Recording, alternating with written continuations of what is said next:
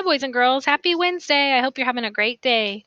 Today, our objective is we're actually gonna read about a woman named Wilma Rudolph, and the story's called Wilma Rudolph Against All Odds. Okay, let me move myself over here, and we're gonna change the slide.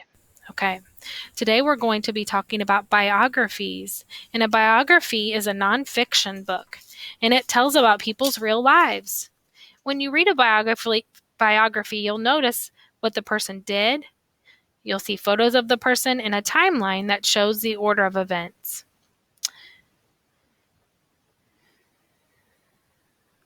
Okay, today we're going to be also talking about synthesizing.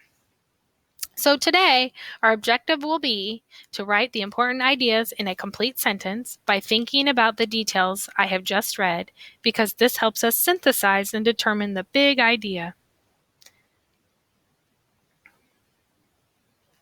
What is synthesizing? We've learned about it before, but I'm going to remind you that readers can connect ideas from a text to understand what they read. To put ideas together in a way is called synthesizing, or to synthesize. Important ideas in a text may be scattered throughout the whole text, and a good reader pulls those ideas together like puzzle pieces to figure out what the author's meaning is or what the big idea of the story is. An important part of synthesizing is deciding while you're reading the text what matters. To do this, you need to think about all the important ideas and answer the question, what does this mean to me? When good readers read books about a person and history, they identify the important details. Next, they might ask themselves, why is this person important? Or why should I learn about this person? So today we're going to be successful by doing the race strategy. We're going to circle the question word, underline the important words, and use words to begin answers. And we can't forget to cite text evidence. All right, so let's go to the next one. Okay, so let's take a look at this cover. The cover says Wilma Rudolph Against All Odds. So I want you to just make a prediction about what you think the story will be about just by looking at the cover. My prediction would be that it's going to be about a lady or a woman named Wilma Rudolph, and maybe it's about her running, and I notice she has a USA shirt on, so maybe it's about the Olympics. We'll have to see. Okay, so Little Wilma Rudolph was born on June 23rd, 1940 in Tennessee. She was born early. She only weighed 4.5 pounds. Ooh, that's tiny. And she was often sick because she was so small. So if you look down at that map, you see the map of the United States, and then they circle the state she's from, Tennessee, and they pull it out and make it big. That's what Tennessee looks like. All right, so now we're going to read about polio. If you look at the two photos at the top, the first photo says some children with polio learn to walk with braces and crutches. And then the second photo says President Franklin D. Roosevelt had polio. He could not walk. Today, polio is very rare. People can get a shot so that they don't get polio. So let's read about polio. At age 4, Wilma was very sick. She got better, but her mother was still worried. Something was wrong with her left leg and her foot. The doctors said Wilma had polio. The doctor said Wilma would never walk. Wilma could not walk for 2 years. Her brothers and sisters helped her by exercising her left foot and leg. Wilma wore a brace on her leg.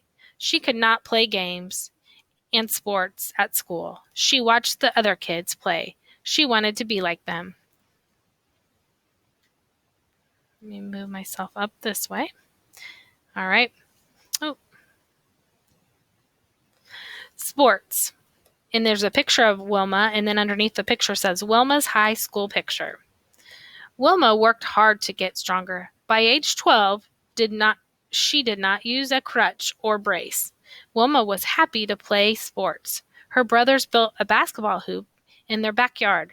They taught Wilma how to play. Wilma wanted to play baseball in high school. The coach wanted her sister on the team. Wilma's dad said both girls had to play. The coach agreed. Wilma became the star player.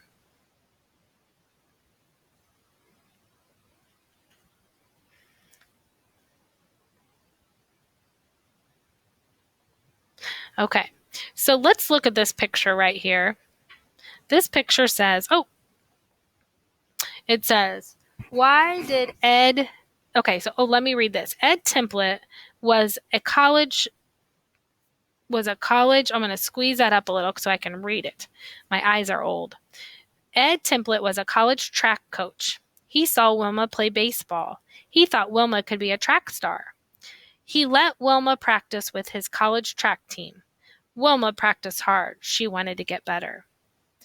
At first, Wilma was not a fast runner. Coach Temple showed her some special tricks for her to run. And then look down here at the fun facts. It says Wilma scored the most points in a state baseball championship. Okay, so up here, we're going to use our race strategy to help ourselves. So it says, why did Ed Temple think Wilma could be a track star? So I'm going to go back and look at my text. I'm going to blow it up a little bit, and I'm going to figure out why Ed Temple thinks Wilma could be a track star. So so right here it says he saw, I'm going to make my line a little shorter so you can see that. And it says, he saw Wilma play baseball. He thought Wilma could be a track star. So why did Ed Temple, so we're going to circle why did, and we're going to underline, did Ed Temple think Wilma could be a track star? And then I'm going to write on my line right here, I have to put part of my question in my answer. Ed Temple thought Wilma could be a track star. Let me go back and fix that.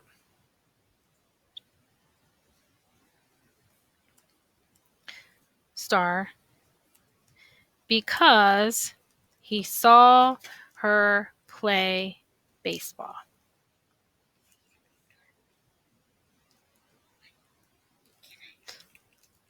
Okay, so that would be my answer. Ed Temple thought Wilma could be a track star because he saw her play baseball. Okay, let's go to the next slide. All right, let me make it a little smaller. Now we're going to do this other one together again, okay? So the Olympics. So let me blow it up a little so I can see it better. Wilma's hard work paid off. At age 16, she made it to the Olympics for track and field. She won the bronze medal for the 100-meter relay race. Okay, so what happened to Wilma when she was 16? So I'm going to circle my question word, what? And then what am I going to underline? Tell your screen. Right. Happened to Wilma when she was 16 years old. Okay, so now we're going to go back into the text, and it says, Wilma's hard work paid off. At 16, so this is the part where we're going to cite in our text. At 16, okay, ooh, why is it doing that? Don't go over there. Sorry about that. Oh, I'm going to have to erase that. Erase it. Okay, now we're going to say, oh my goodness. Well, I don't know why my computer's acting up right now, but we're going to erase it. And I'll erase all this stuff. Ooh, there we go. Okay, so Wilma, at 16, she made the Olympics for track and field. So what happened to Wilma when she was 16? So in here we would write, when Wilma was 16, she made the Olympics.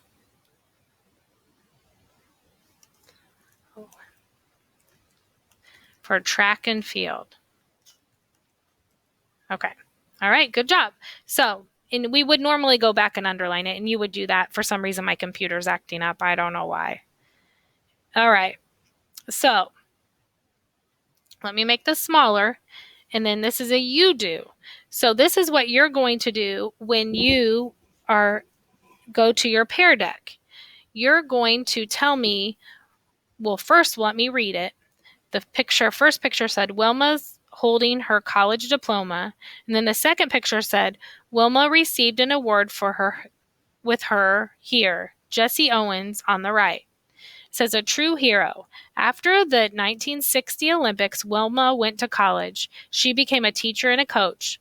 Wilma won many awards, too. She was one of the first African American women to be honored for being a good athlete. And so the question is, what did Wilma accomplish after the 1960 Olympics? So remember, you're going to circle the question word, underline the important parts. Your slide might look this or it might look a little bit different, but just get on your Pear Deck and you'll either write out your answer or choose your best answer.